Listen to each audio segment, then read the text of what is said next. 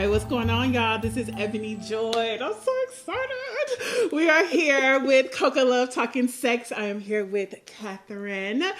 She's going to be my guest, my very first guest. So I'm so excited. Okay, let me bring it in. CocoLove talking sex. Here we are with Catherine, and we're going to be doing. This is a 3-part series with Catherine. Okay, so our next couple of videos will be, or my next couple of videos will be with Catherine. We're going to be doing old school versus new school tonight, even though this young, beautiful thing right here is nothing like old, but she's experienced, and that's what we're going to be talking about tonight. So, I created this page in order to talk about sex, everything under the sun, from vanilla to BDSM and everything in between. I recently entered the poly lifestyle, and I am having a blast, and this channel was created so that Black people can come together and really have a platform to communicate. And so this is my first guest, but Yay. I have several videos behind me. All right, so we're gonna just jump right into it. Catherine and I are gonna talk about how we met, and we're just gonna take it from there, okay? And we'll get to the point. You'll see. We met each other like. It was last September. Like last September. It's only literally been like 2.5 seconds we've known each other, but it feels like we've known each other for. Like forever. Yeah, like forever. I mean, like the second that we sat down and started talking, it was like we're just going and going and going and going and going. So I met Catherine at her first event with Erotikink, right? Yes. So Catherine has an entertainment company now. It's called Erotikink. We'll get to that. She has an event coming up very soon. And I met her, and our conversation started because I wanted to take a picture of her boots. I got invited to the event through somebody else, and it was a BDSM gallery event, right? Oh, yeah. It was awesome. It was awesome. Everything there, everybody's art, the energy in the room, the venue, it was awesome. Everybody was Black. Now, y'all know I love Black people. Everybody was Black. Everybody was cool. Everybody was chill. The energy was so amazing. Bright. This beautiful face and smile right here, it was like contagious. Everybody felt that way. Everybody was in such a good mood. And I saw her coming through the crowd. I hadn't met her officially. I just saw her through the crowd. She was looking fly. And then I looked down at her boots, and it was a wrap.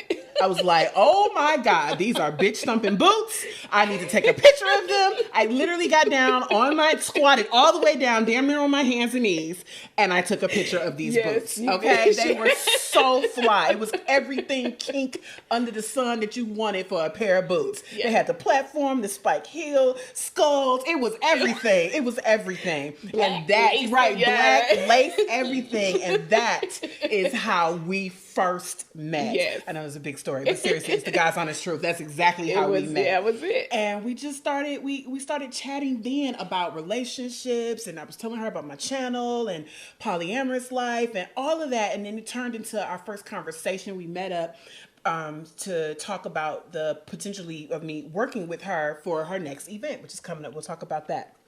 And it was just awesome. And some of the things that came up, it was like, we have to do this. We have to do a video together. And so that is what led us to these next three video series. So let's get into, because like I said, old school, new school. So I'm new to the lifestyle. What, like, I want to say 9 months, officially, like 9 months. How long have you been in the lifestyle? I have been in the non-monogamous, consensual non-monogamy probably close to 8 years now. Okay. Right. Now, I was previous to that. Okay. What I call myself a habitual overlapper. Okay. What is that? What is a habitual overlapper? I could never end one relationship before starting another relationship. Okay. And it was always the point where I didn't really want to end the first one, but because of the mononormative that conditioning is like, well, you can't have two relationships. You can't have two men. That's a dirty woman. You know what I'm saying? So I was always this habitual overlapper or a cheater. So I got to a point where did you feel bad about the cheating? Yeah, I did, because I felt bad, because I did honestly love my partner. I loved him, but I would always meet someone else and fall in love with them and not be, I wasn't out of love with this other person, but I couldn't be with them and be with them. Right. Because that wasn't what you do. So I got to a point where I had been in a long-term relationship, had been over 4 years. We broke up because he would not commit. I met someone else and I was just like, okay, I'm going to date. So he comes back and he's like, oh, I want to rekindle our relationship. I was like, okay, let me tell you something. I've started dating somebody else and I'm not going to end that relationship. If you want to come back and see what we're going to do, you have to understand that I am also dating someone else. And that was my very first consensual, non-monogamous relationship. Okay. How did it work out?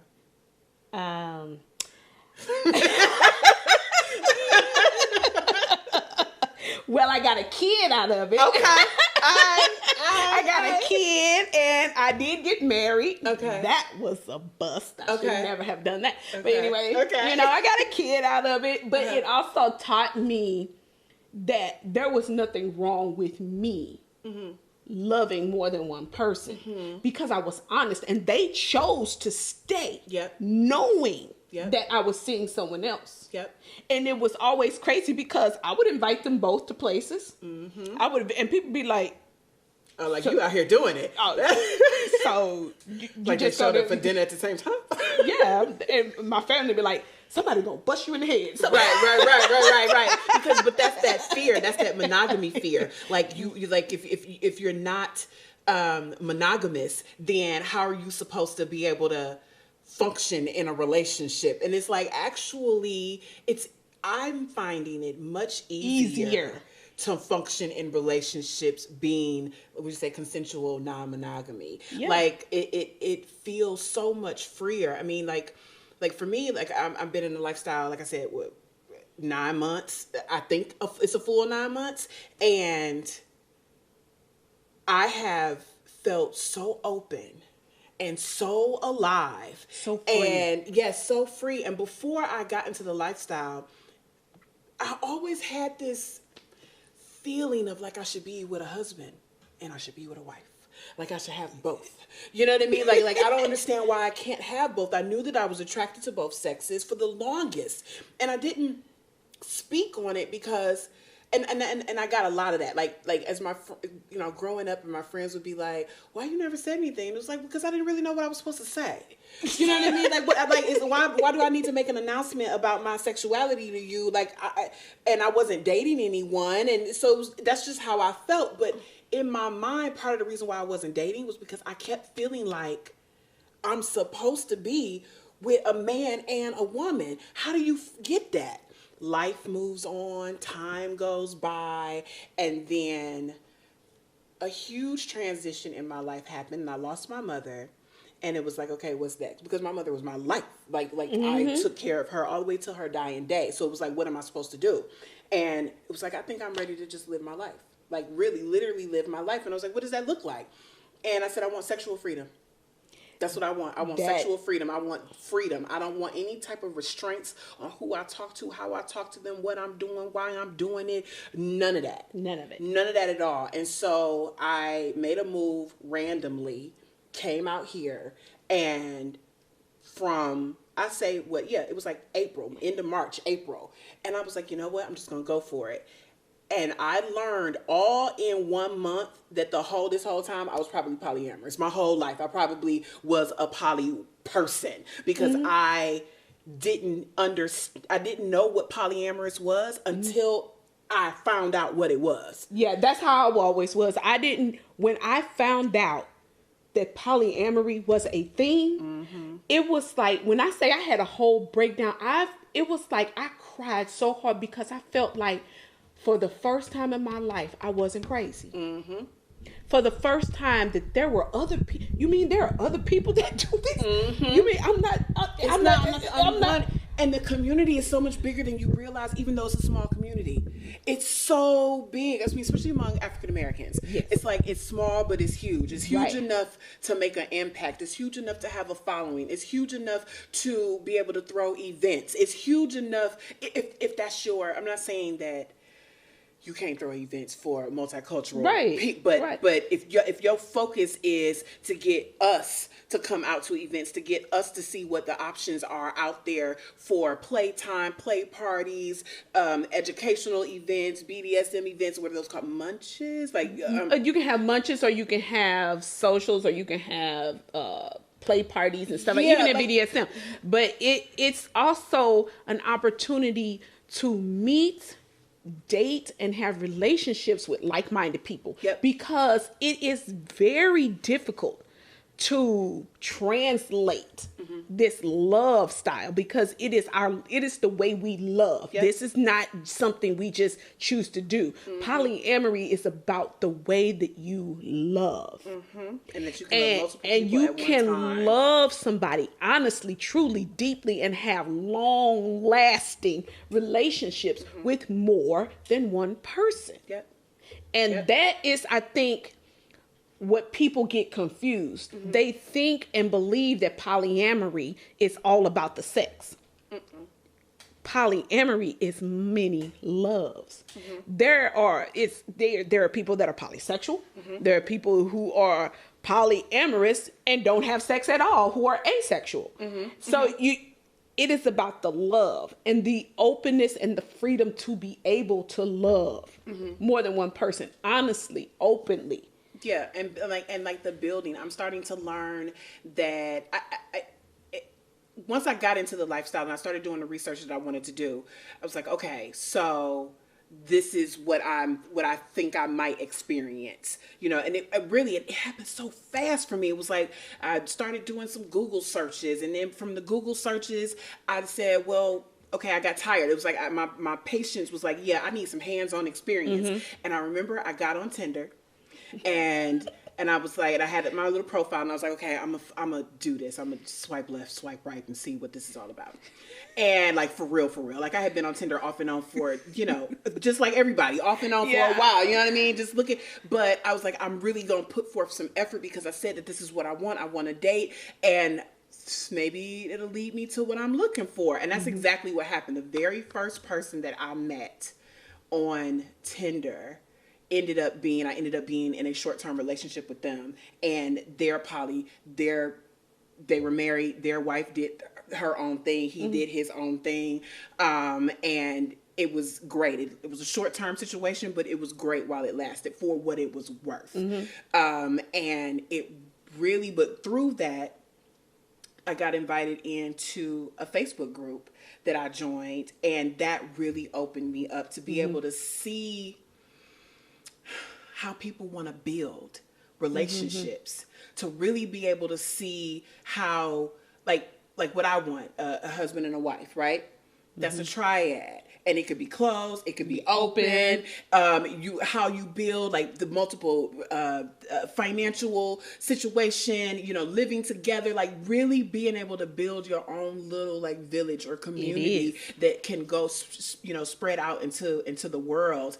And that was so intriguing to me, being able to see all of that.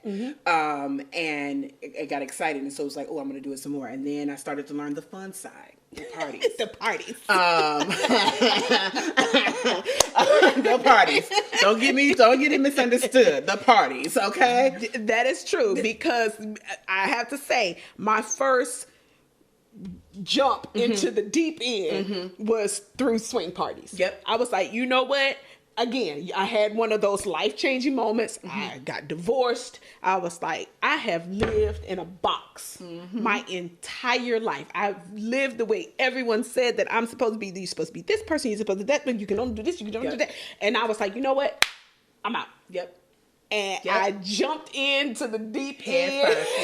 Right on in. First. And it wasn't long that I realized, this is not for me. Because I was going to the swing parties, but I was connecting Okay. with people.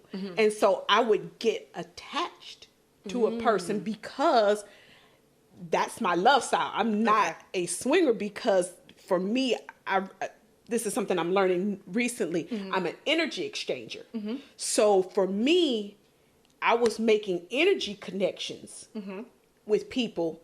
And so for me, at that point, I didn't need that other thing. I was ready to go for something. Like, let's do something. Yeah, I was clearly have a connection. Exactly. So these connections, and they were like, "No, I'm swinging." I'm like, "But we have something. You can't deny what that is." Yeah. And so I just kept spinning my wheels in that. I'm learning that people do deny. They do. They do, and that's okay. And I learned quickly that that's okay. You can deny that we just had a connection. It's all right. I know it was there. It's fine. You'll want to come back later. Right. It's okay. It's all right. The question is, will I be ready to accept? Probably not, but that's okay. Yeah, and that's what was happening. So I kept entering into these like mini relationships, and I was just like, you know what? I really want relationships. I want to be able to have more than one and be honest about it. But I realized that I'm like, I can't go to a party, and because if I made a connect, it was just like, it was done. I was just, that's how I entered into more of the polyamory, relationship building, family building side, because I was just like, it wasn't clicking for me. Got it. I've come to realize so far in my little infancy of the lifestyle that I would say 9 months, I'm an infant. I've come to realize that I want a little bit of both. I still want the, I guess, like the polysexual side of it, but I also want the polyamorous side of it. So I'm starting to try to figure out where my balance is. So this is kind of where, so my transition, so I went from full swinging, then I had like this kind of small group. Okay. And I called it more soft swinging. Okay. That I had this core group of people that I would play with, have sex with, have those type of relationships with, but it was relationships. It was more like, okay, we have this village and we can play in the village. We don't go outside the village. We don't let other people in the village. Okay, but right.